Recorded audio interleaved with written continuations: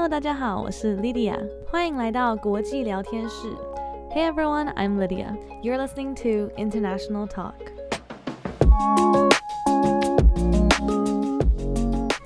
介绍今天的来宾之前，我想快速宣布一下，我最近开了一个新的 YouTube 频道 Lydia Muir Film， 之后会陆续发一些旅游和生活的 vlog， 欢迎各位搜寻和订阅我的新频道。Before I introduce my guest today, I'd like to announce that I have a new YouTube channel, Lydia Muir Film, where I'll be posting vlogs from my travels and my life. It would mean so much to me if you could check it out and subscribe. Now back to the show. 今天很开心可以跟我的朋友可丽聊聊她的背景和经验。今天的主题包含第三文化儿童的生活、搬去瑞士面对霸凌的故事、搬家对他的影响，还有在北京交换的经验。Today I had the pleasure of speaking with my friend Kirsten. We had a great conversation talking about third culture kids, how she dealt with bullying in Switzerland, the impact of moving around as a kid, and her time on exchange in Beijing. So without further ado, let's get started. Welcome, Kirsten. Thank you so much for being here today. Hi, Lydia. Thanks so much for inviting me. I'm really happy to be here. So let's start with that one question that everyone hates, but we have to ask where are you from? Oh God, I really hate that question. Everyone does. But yeah, I think it's the one question that every third culture kid dreads, right? Yeah. Okay, so I am German. My mum and dad are both German. I was born in Germany, and when I was 7, we moved to London in the UK, where we lived for a year and a half, and then we moved to Switzerland, to a tiny village in the countryside, just on the outskirts of Zurich, and where we stayed for a year and a half, and then we moved back to London, where I finished high school, the British equivalent of high school, and I went to university there. But before I went to university in London, I also lived in Berlin for a brief period of time, for 2 years, and then I also lived in Beijing because I studied Chinese at university, and at some point my mum and dad were sent to live in Beijing because on an expat posting, and my mum and dad have also lived in France, everywhere really. And then after I graduated, I worked as cabin crew, as a flight attendant for British Airways for a few years. And then I decided to move to Taiwan, and I've been here for almost 7 years now, which is crazy when you think of it. So then you moved to Switzerland. What was that like? How did you feel when you were there? That was quite awful, actually. I think because I was so young at the time. So when we moved from Germany to the UK, that was such a culture shock for me because I was really young. I was used to living with my grandparents in the same house. And having to leave my German home was actually really difficult for me at the time. My dad likes to tell this story where, when he told me that we were going to move to the UK, I got really upset and I just cried. Aww. And then that evening, I was sitting in the bathtub, I'm having my daily evening bath, and then I called my dad and I said, "Hey Dad, I've got to tell you something." And he was like, "What?" And I said, "Do you know what? I've made up my mind. I've decided to move with you to the UK." And I was like, "Okay, well, I'm really glad to hear it." I said, "Yeah, that's my final decision." So when we moved to England, that was quite difficult. But I really liked my school. I really liked my friends. It was quite easy to settle and feel at home. To settle in and feel at home. So when I was pulled out of that environment again a year and a half later, that was quite difficult, and I really did not want to leave. And then we moved from London to this tiny village in Zurich, and because I speak German, right? So my mum and dad said, "Oh, there's no need for you to go to an international school. You can just go to the local school, But even though they speak Swiss German there, which is completely different to normal German." And that was really difficult because I was the only foreigner, and also having to switch from normal German to Swiss German just felt really strange. I don't know, it really is a different language almost, and to a German person, it just sounds wrong, it's wrong, incorrect German. I don't know.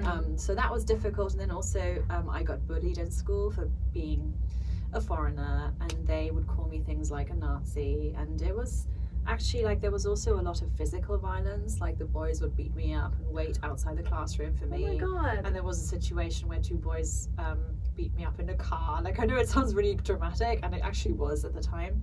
That's terrible. Like, it was really awful. And I guess also, like, at the time I felt so ashamed of this. Like, I didn't tell anyone or my parents for a long time because I just felt really ashamed.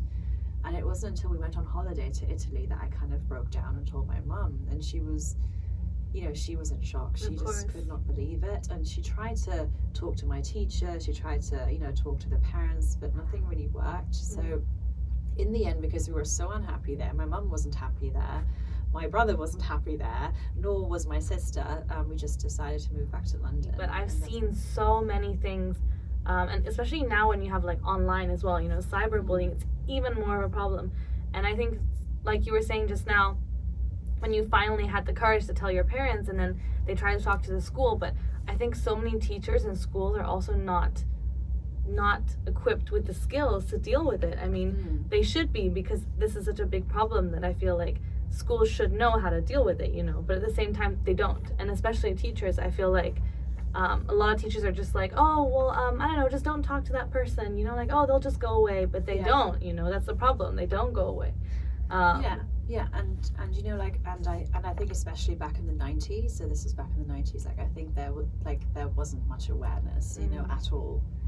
And I think what was also really problematic was that people, you know, said to me, oh, you know, like, I think the reason why these boys beat you up is because secretly they're in love with you, you know. And that is such a, you know, and like that's such a messed up message to be giving to like a young girl, you know. I'm just like, how does that even make sense? There's a difference between, like, you know, fun teasing and bullying, you know. It's like, you can tell, like, we're not that dumb, you know. It's not like, oh, he punched me in the face, he loves me. No, don't stop spreading that. That's not true.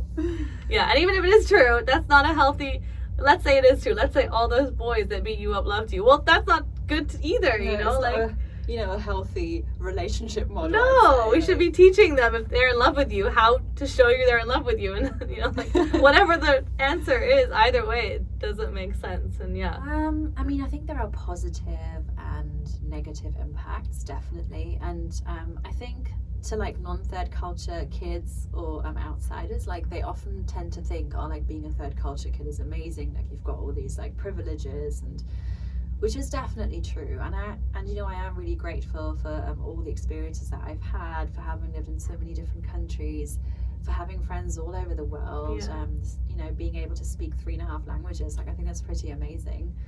But you know, it does come with a sacrifice, and I feel so unsettled. Like, I feel like I don't have a home. And even though I'm like in my mid-30s now, that's a question that I still struggle with. Like, where is home?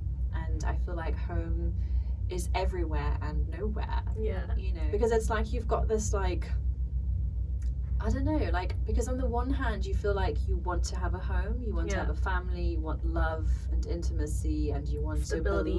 Stability, belonging. But on the other hand, that's also scary. Like, you want to just pack your bags and leave. Like, when people get too close, you're like, oh my gosh, this is scary. And then you're just like, so yes, and then you just pack your bags and leave, or you have this, like, impulse or, like, urge to leave, and that's really difficult. And I think even now, like, I'm still working on this. I'm I'm still a work in progress. I'm still trying to figure out where home is. And same, I totally agree. It's one of those things where there must be a word for it. I feel like someone must have done research on third culture kids, and if they have, there must be a term, because I feel like this is really is like a syndrome, you know. It's like we all go through it, where we're like, well, where is home? I don't know, like, this could be my home, that could be my home. Like, I always, whenever people ask me that, I always just say, well, wherever I am right now, wherever my suitcases are, that's my home. Right, Is there anything else you remember from your time in Beijing? Yes, I mean, I think, yes, I performed, so at the time I worked for this manager, like, I think he won, like, I don't know, the Chinese, you know, like a Chinese singing contest in the 80s or 90s, like, I don't know. But anyway, so I worked for him, and I sang in hotel bars, and then at the time he was managing this Chinese pop band called the Five Continents, you know. So he asked me to join the band, and I had to represent Europe, so I had to be the singer from Europe. And so I did that. So I did, like, a couple of performances with them, and this guy was dead serious about like making me a pop star in China, and he was like, you should drop out of your degree so we can do this properly. And then I did think about it, but I was like, well, maybe this is not a good idea. And also, like, what am I going to tell my parents? Hey dad, like, I've decided to drop out of uni to become a pop star in China. And we had to sing in Chinese. But the thing is, like, so we had these performances on like TV as well, and we just mimed. We didn't actually get to sing. And I didn't even get to mime to my own voice. Like, I had to like dub or mime to this other girl's voice. Like, she was from Spain, because they had a European singer from Spain. So I had to kind of, and she ended up leaving the band, so they were looking for a replacement from Europe, which was me. So whenever I got on stage, I had to introduce myself as Keli, because before I had a really old-fashioned Chinese name, and this guy was like, no. So my so my Chinese name was Kong Ting, like Kongzi and then Ting. Oh, okay. And then just before we were about to go on stage on TV, this guy asked me, like, so what's your Chinese name? And I said, oh, Kong Ting. And he said, 不行. You can't use that name. And then he said, okay, from now on your name is Keli. So that's where my Chinese name comes from. I didn't know that. I thought you came up with it yourself. No, that's that manager. He said, your name is Keli. And then he said, you're going to go on stage and say, 我是Keli, 我是西班牙人. And then he said, and then you're going to say, 我还没有中国男朋友. And I was like, oh my god. But so I did that. I know, it's so cringe. Imagine you could say one thing to the world. Well, I think now, I think home, we have to find home within us. Because even though we think that having a stable home and we attach home to a place, I think at the end of the day, we have to find home and that peace, that sense of peace that comes with it within us. And I think once we do find it, like, I'm not saying I'm there yet, like, I'm still a work in progress, but I think once we've reached a point where we feel settled and at home with us, then it doesn't really matter where you live, I think.